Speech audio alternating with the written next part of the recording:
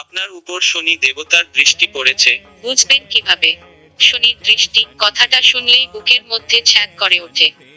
কথায় বলে, শনি দেবতা একবার যে ব্যক্তির দিকে কুদৃষ্টিতে তাকাবেন, তার জীবনে নেমে আসবে ঘোর অমঙ্গল। তাই সকলেই চান দেবতা শনিকে সন্তুষ্ট রাখতে। তবে কিভাবে বুঝবেন যে আপনার জীবনে দেবতা শনির দৃষ্টি রয়েছে? জেনে নিন। বার্ধক্য বা বয়সের আগেই যদি কারো চুল, দাঁত পড়ে যায়, চোখের জ্যোতি কমে যায়, তাহলেও বুঝতে হবে শনিদেবের কুনজর রয়েছে আপনার উপর। যদি কোনো ব্যক্তির বারবার শুধু জুতো বা চটি হারিয়ে যায় বা ছিঁড়ে যায়, তাহলে বুঝতে হবে তার শনির অবস্থান ভালো নয়। যদি ঋণের বোঝা থেকে কোনোভাবেই আপনি মুক্তি পেতে না পারেন, তাহলে বুঝবেন শনিদেবের দৃষ্টি রয়েছে আপনার উপর। শনিদেবতার রোষানলে পড়লে পারিবারিক জীবন থেকে কর্মক্ষেত্র, সবেতেই তার প্রভাব পড়ে।